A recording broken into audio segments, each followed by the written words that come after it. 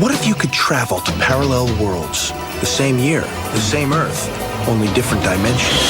A world where the Russians rule America. Or where your dreams of being a superstar came true. Or where San Francisco was a maximum security prison. My friends and I found the gateway. Now the problem is finding a way back home. Hello everyone, and welcome back to Circling the Vortex. I'm your host Ben, and with me today is the wonderful Nathan. He's coming to us from a world in which aliens showed up in 1944 after seeing the atrocities of World War II to assist us in defeating the Axis powers, and now we're part of a galactic federation for development and peace and prosperity, and things are really good. So why did you leave? Being part of Galactic Federation and the Britannia colony under World President Churchill III, I just got a bit bored. There's only so many cream teas and roast dinners you can have, as it turns out. So in this world, you didn't just didn't stay on Earth. You went to the Britannia colonies, and under President Churchill III, or whatever you said, Prime Minister Churchill III, and it's just super British. I love it. That's really cool. I like that. But you got bored. This is like too many cream teas. You're getting fat.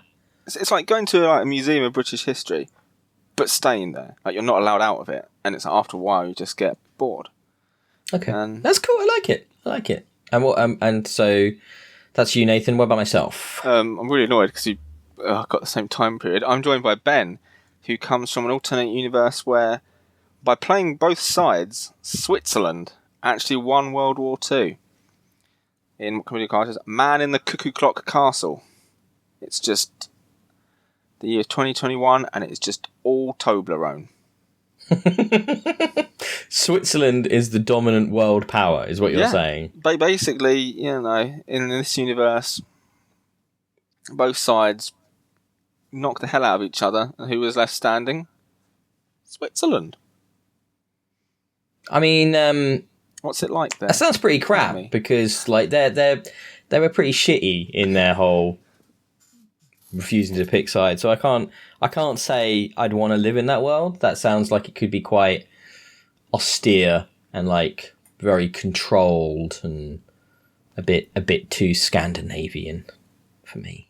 You don't get a choice in Switzerlandia. Switzerlandia.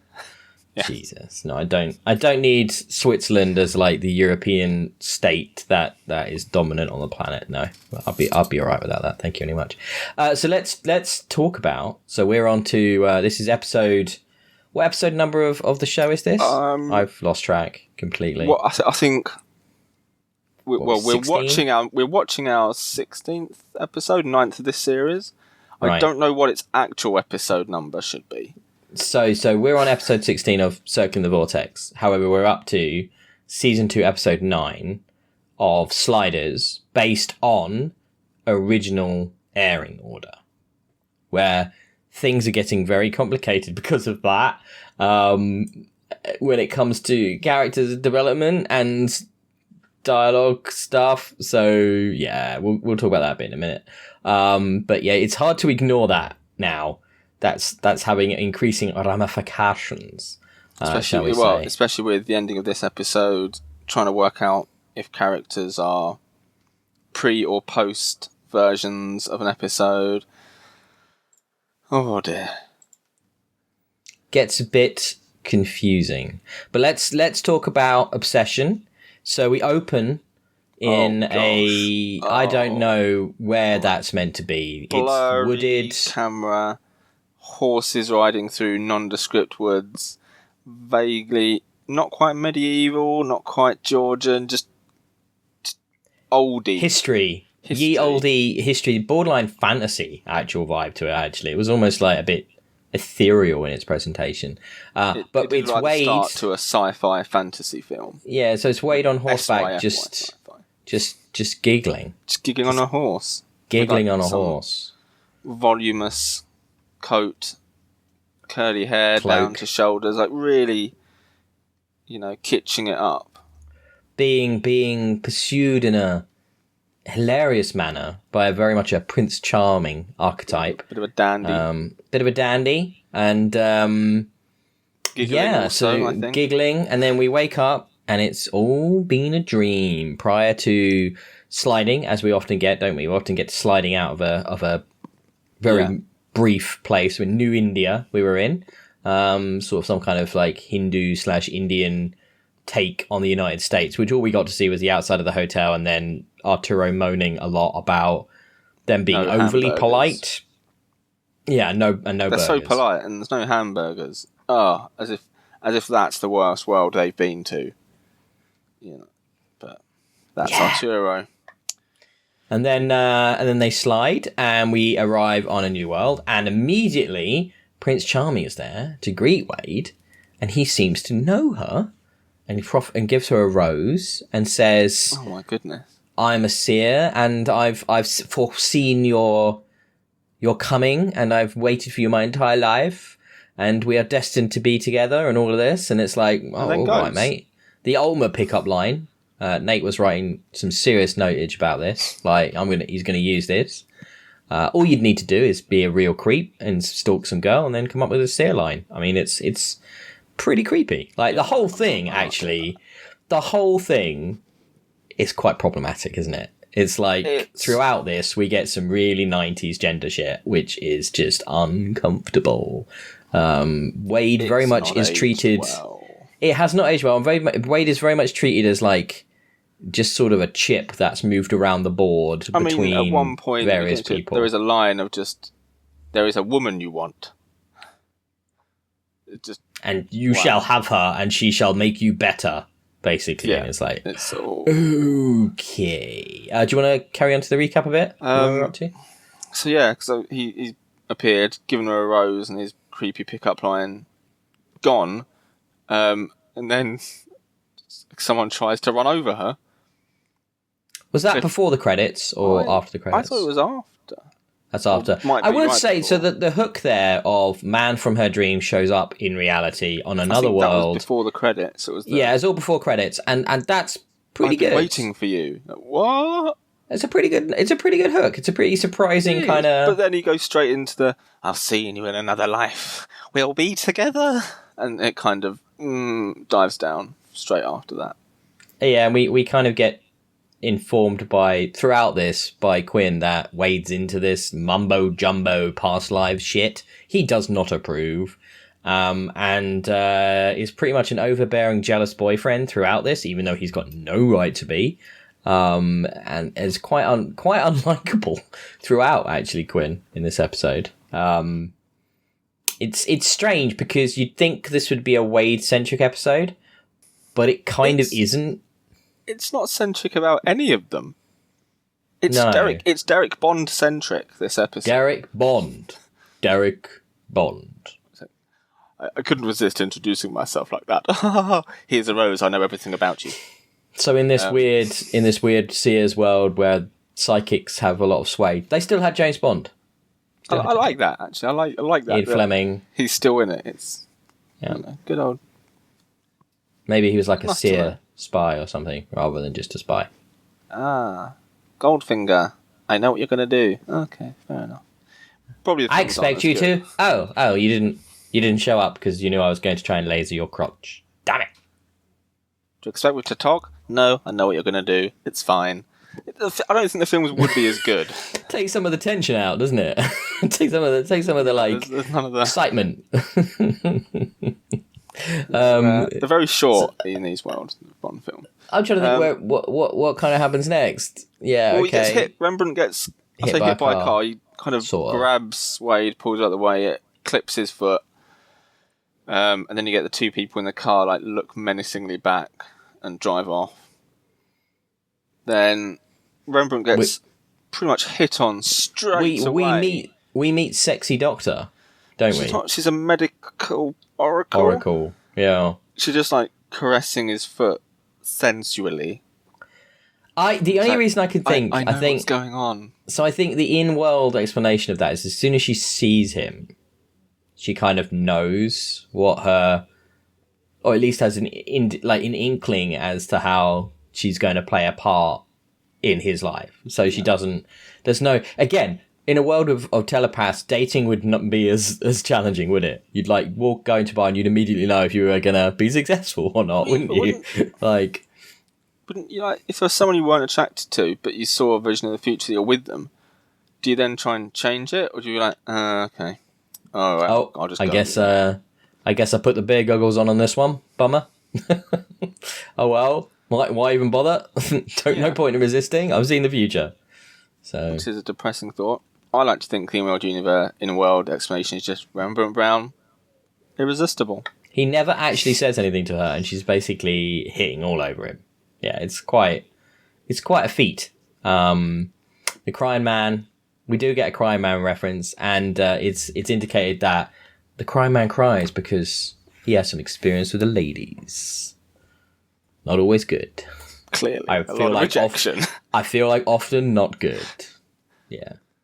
Yeah, I don't know. This episode was weird. I'm struggling kind of to like get into this recap because, well, they leave the hospital. Yeah. I'll try and pull us back in. Sorry to interrupt, Ben. Go on. And then we could have almost explored the concept properly. We got a little bit of, well, I thought it was Minority Report, but actually it was before Minority Report. Pre-crime. Two people arrest Rembrandt and Arturo. They don't really arrest them, kind of. No, they kind of warn them off they take the crime. Them in, book them for the attempted murder of Wade, and which they're like, oh, shocking. But then they're like, no, well, they book her. They don't book him for the attempted murder of May. They book him for murdering her. Oh, but they let them go. But they haven't done it yet. We don't actually arrest you until you've done it. Which is great, because it's not really very good preventative crime fighting, is it? So we're going to let you go, and we hope you learn from this that it's not worth trying. Because if you do it, we're going to catch you. Things like that, it opens up so many questions, though. If they then decide not to, does that mean futures are changing that they can see? Is a future scene accurate? That's why this whole concept is kind of terrible, isn't it? Because surely, I mean, we do get a bit of an explanation around Derek and Wade because he struggles to see her future for some reason. So therefore you could argue that Derek does what he does because he thinks they are meant to be together, but actually he doesn't realize they aren't meant to be together. But then what happens here every time, like you just said, every time somebody changes the future? So how can you see the future? Because it's being changed all the time. So the only way you can see the future is if it is fixed. So therefore, why wouldn't you lock someone up? But actually, why would be the point? Because you know it doesn't succeed. Oh, this is the problem with seeing the future. In earthquakes and like JFK assassination was stopped, Lincoln assassination stopped, Martin Luther King assassination stopped. So if it's a fixed timeline, and they assume that they're stopped, can they just not bother doing anything because they know or think that it's not going to happen? But then that means it might happen. And then obviously you get a whole, it's just a... They call it a paradox, my friend. And this is the problem with whenever you deal with this concept, it's very, very difficult to do it well. And the Sliders' way of dealing with it is to just not explain it. I mean, the thing is, it's easy enough to kind of explain and just be like, oh, once you've changed it, the vision changes. Which, well, you know, it's a bit basic, but it kind of... But then wouldn't you just... there'd be no... It would always be changing, wouldn't it? Do you know what I mean? Everybody's visions of the future would always be shifting. So that you couldn't see the future because it's always shifting. Well, most bits would be set until you do the thing. But if you do anything, you can affect the potential future, can't you? Anything. As you know, by these programs, they only ever see the future of the really important big things that are going to happen. So the only way to be able to predict the future is if you do nothing. Because if you do anything... you would affect the future you're seeing. Yeah. But... right. And I mean anything. I mean getting up out of a chair could potentially affect it. So the only way... That's a world war. Oh, no. So you're basically sat dead rigid like in a jar for your entire existence. Like a swimming pool, like a Minority Report. Yeah, but the thing is you can't actively try and interfere with anything. Because as soon as you do... anything will shift, and therefore you can't actually predict anything. So it's a fallacy, isn't it? It's a paradox. So I think they could explain it away by just having it, wow. This is how changes. uninteresting the episode was, because instead we're having like a hypothetical philosophical discussion about the ability of predicting the future the and Prime whether or not Oracle. you could affect it. The Prime Oracle, because it says, I think it's even a bit where randomly Arturo's got just a book on the Prime Oracle. A magic book about the history of that world. Which I'm pretty sure they find these all the time. It's a random book. To be fair, though, that exists, doesn't it? Like, here's a modern history in 150 pages. So, you can go into a library and do that. They often say that, don't they, when they go to land on a world, I'm going to go to the library and find out about it. So, that does come up quite a lot, to be fair. There's one in the book, it even says how he's prevented things from happening. So he must have seen them happening to begin with, and then stopped them. Yep. So the visions must change. I suppose. It doesn't really make much sense, but I suppose. Derek Bond's been seeing past lives, but so you can see past lives, but for some reason they don't explain. He can't see Wade's future, which is just very, very, very convenient. Otherwise, he can't see her future until he can then see her future. Until he realizes she's not dead. Yes, and then he can see that. Yeah, and then also that bit when she escapes, he saw that coming. So it's kind of like, what? So you can it's stop so his pick and powers choose. by. Oh, you can read minds. Apparently, that's just like Dad thrown in as well. Oh, you can stop him seeing the future by lying to him, because she's not really dead. And if we were going by it is a true, accurate prediction of the future, he would know she's not dead. But because Quinn thinks she's dead, he's like, oh, she must be dead because Quinn thinks so. So I can't see her being alive. It's incredibly inconsistent, yes. The more you think about it, Nathan, the more holes there are. Until Quinn then sees Wade alive, and then he's like, oh, she is alive. The powers seem very fallible. Like, oh, I've seen the future. Nathan, you're going to commit a crime. She's like, no, I'm not. Okay, sorry, no, you're not going to commit a crime. That's fine. This is because he loves her so much. There's just so much love. He might show his love in incredibly creepy ways. So he basically proposes to her. On the first date. Yeah, then she goes back. That's a bit intense. And she's like, oh, it's my childhood room, which is already a bit weird.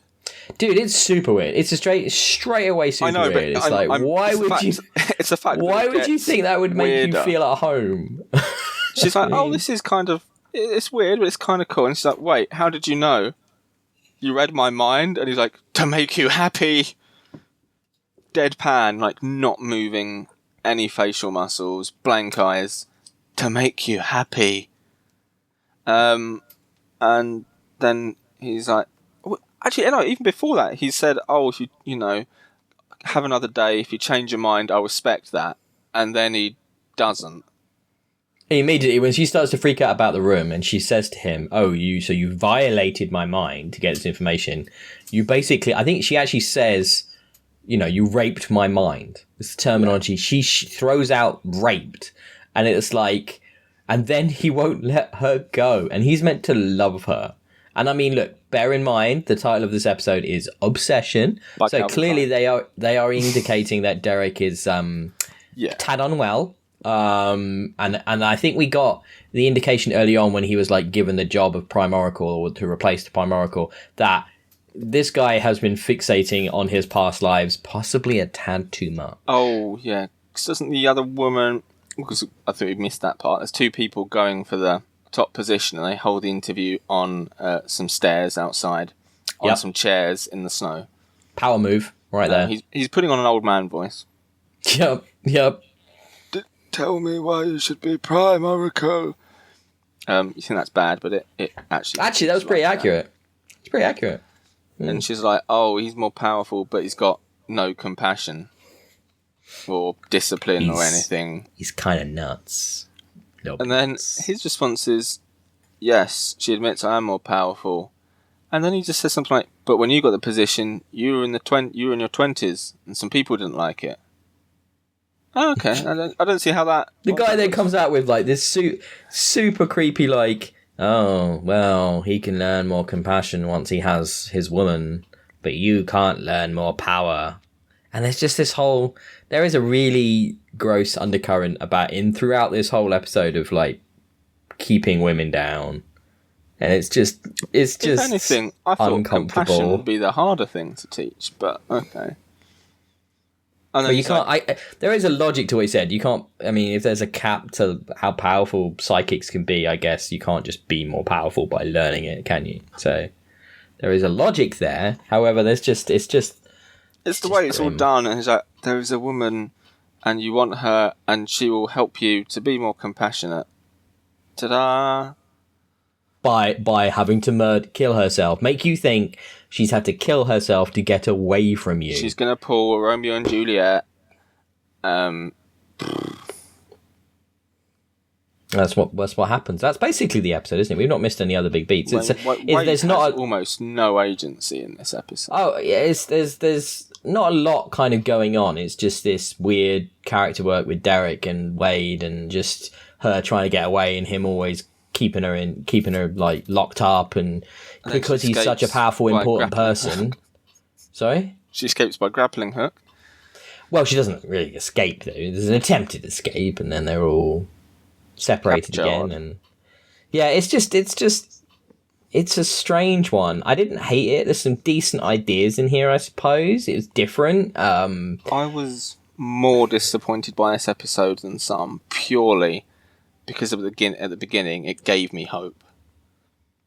The hook, I was like, ooh, it gave me something like, oh, okay, Destiny, or a bit of pre-crime, you could get a full minority report, and then no, it's just we just got creepy 90s guy.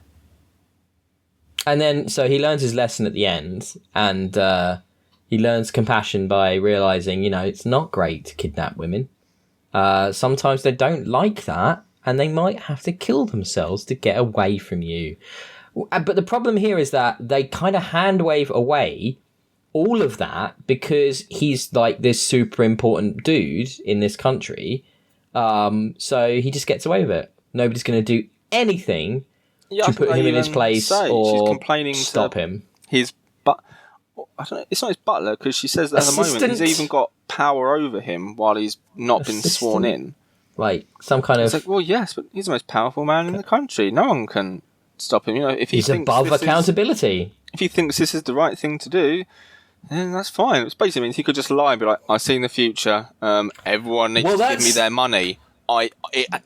We just need it in the future, so give me your money. Well, hey, that is the really big problem, isn't it? With this, is that if he's this guy, if he's this so infallible dude that they have to just trust, he could just abuse that completely whenever, however he wanted, at any time, and they just accept it. I need your house keys in the future and your car keys. Just give them now. Okay, yeah. Yes, Prime Oracle. The problem is for me, the way it reads is it's man knows best. The man knows best, and it's just like the whole episode reads kind of just like, the way when she uses the word rape, and he then just holds on to her, and it's kind of not acknowledged, or that the morality of what he did isn't really explored. You're like, oh, okay, yeah, and he doesn't even get like a villain's comeuppance ending. He kind of learns, perhaps, but all the previous transgressions are forgiven. Arc. It's more like a pardon arc. It's just not good. I didn't. I mean, like the other Oracle candidate, like you were saying, she just gets shot down. I guess. I don't know. Even medical Oracle pretty much just gets wooed by Rembrandt somehow, and that's kind of all she does. Well, no, she kind of helps with their plan by pretending to know someone. Well, yeah, because she doesn't really. It's just to get away from Quinn, isn't it? So he doesn't know about the plan, so he can't give it away because the guy's a telepath and also sees the future. So really, what's the point of being a telepath? But anyway, the one bit looking back is that does explain that it wasn't just a Deus Ex Machina, because she's watching it. She goes, "Oh, that's Maggie, who I went to school with. How did I not remember? Speechwriter. But actually, if it was just, pulled out of thin air, then okay, I will allow it. If it was just a blatant lie to just get away from arrogant Quinn. I mean, the worst part is when it came across as just bad writing, me and you kind of went, that's some lazy shit, but at the same time, it felt very in keeping with what we would expect from an episode of Sliders, didn't it? It was like, yeah, they could just do that. I was expecting it to be a legit, this is it, that's just the most Ex Machina. And instead they fake kill her, which is kind of lazy and not really logical either. And the other bit that I found I think I mentioned multiple times watching it, Arturo was kind of okay with it. He wasn't resisting the whole psychic seeing the future concept. Gillian and the spirits, when he was like, bro, this is preposterous, seeing ghosts, and this is like, oh, okay, there's seers, okay. Oh, I feel like they tossed a coin as to like, who's going to be the bigger dick in this one, Arturo or Quinn? Who's the dick of the day? Yeah, and they went with Quinn. Yeah. And Quinn can't be supportive, he has to be an arse throughout. And they just sort of let him get on with it. Yay! So let's quickly talk about the confusion about running orders and stuff, because there is a hint at the end of this episode that Derek sees the world they're going to, and it's like, look on his face would indicate, not good. I've seen where they're going. So I can tell you in production order, this episode falls prior as episode 8. And episode 9 in production order, we have not seen yet.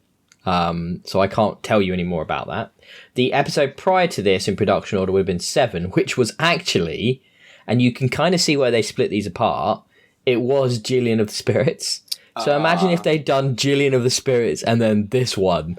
You'd have been like, wow, have they not got any ideas? Also, that would have been much more of a clash of characterization, going from the Quinn and Arturo would almost just flip in the next episode. But at this point, it's like you look at what they've done between production and airing order, and it's like they've just shuffled them. There's not a lot of logic. Makes sense by splitting them, like you're saying. This splitting from Gillian, those two, I can see why they did it. But unfortunately, we actually now get episode 12 of 13 next. And the one you should have got, I know what that episode's about, and knowing about that, it would have made a follow-up to this one a lot better. So we're left with the cliffhanger of, I know what world they're going to, and the next episode is Great Fellas, which is, I think, of course, the pizza episode. Yes. Definitely about pizza. Yes. I know what it's about, so I can't that's why play that game. But he's so shocked. He's like, "Oh, Pizza World! They can't slide there. Mamma mia! Mamma mia!" Sorry, that was probably offensive to some listeners, maybe potentially. I mean, if you're not offended already, don't know what I'm doing wrong. That's what I didn't. This episode was okay. It wasn't terrible. It had some good ideas. I'm not getting hype. I can tell, right? We've talked about a lot of Sliders at this point. And neither of us are high energy on this, for good or bad, are we? Which would indicate to me that this is very much middle of the road. That I was kind of, what affected my enjoyment was definitely the dated politics of the gender representation. And I also just think they squandered the concept. It's not thought out well enough. Like the whole idea of this Derek character. Is he a mind reader? Can he see the future? Can he do both? What's the point of doing both? Very poor execution. Just sort of lazy at every turn, wasn't it? It just, I didn't love it. Did not love it. It's one of those things that if you took out the sliding, it would basically be the plot of like some awful Hallmark film. Or, one of those kind of... Yeah. Slightly fantastical Hallmark film about, past lives and loves and how love guy and transcends time and... Oh, but she goes and she forgives him and oh gosh, Because love conquers all, even creepy, stalkery, No, not creepy 90s guys, it shouldn't. power abusive, like lunatic characters that don't even get their comeuppance. When his justification for being awfully creepy is to make you happy. Then I mean, isn't it weird that he's sympathetic? Isn't it weird that they wrote him and the casting for him is a sympathetic character? And I suppose it had to be because the central conceit is that she was having sexy dreams about him. And she can't have sexy dreams about some neckbeard fucking Mac wearing creep, can she? Well, why not? Which is what he comes across as. So that would have been at least slightly. she just wakes up going, a really upset look on her face. So, Well, not that again, not that at the nightmare. beginning, she's just straight up like, yeah, okay, he's asked me out, cool, seen him in a dream, I'm gonna roll with it. Let's go for it. I've got my new magic mystery dress. I'm just gonna put this out there. If some guy came up to me that I'd be dreaming about and asked me out, I think I'd just be more weirded out than anything. Wouldn't you? Like, you wouldn't be just like, sure, let's try this. I mean, if I did go, sure, let's try something, I'm bringing all my weird, friends. So, if the weird four-armed guy in my dream suddenly appeared out of nowhere and asked me out, yeah, I'd be pretty freaked out. Four-armed guy. Okay. I eat a lot of cheese, Sorry. Ben. Don't. That'll do it. So your prediction about the next episode is pizza. Pizza. Right? They slide and they land on a pizza sauce and they keep on sliding. Sounds like some really good cross marketing right there. Like the best sauce in town. I've done some Dolmio. Hey. You put Dolmio on a pizza? It was the first brand I could think of. It's not pizza sauce, man. Oh, it's a sauce. I've landed on Tesco own brand pizza sauce. It doesn't slip off the tongue. It might not work for a lot of our listeners as well who I know are in America. They're going to be like, what the hell is that? Where's Tesco's? Walmart. Walmart. Wow, we just lost all of those guys because of that accent. Good job, Nathan. Please leave us some feedback on Nathan's accent choice there. Please. I can't do any non-British accents. I want to know how listener. terrible that was. And give me your best American accent then, Nate. I apologise to our American listeners, our English listeners, all of our listeners. I mean, I apologise to that one Italian listener we had for 5 minutes until I did that accent. I can only do like 20s New York. That's it. Go on. It was a rainy day in New York. I pulled my coat a little tighter. That was awful. I mean, I don't know if it's accurate. It's certainly an accent. I mean, feedback, please, guys. Comments on the Reddit, on YouTube, wherever you like. Let us know. New York. I am so. Let us know how good that accent was. For just butchering that. Jesus.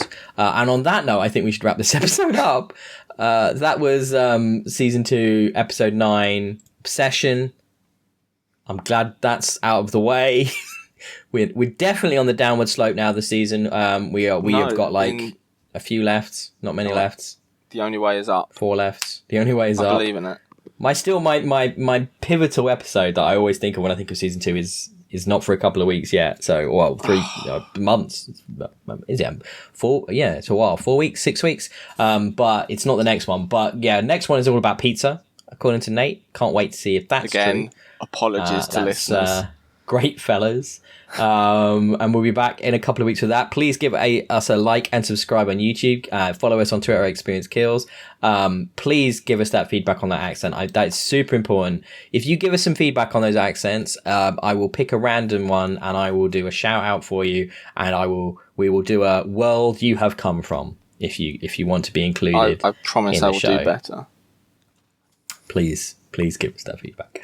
I really want to know how bad that was. I think it was very bad.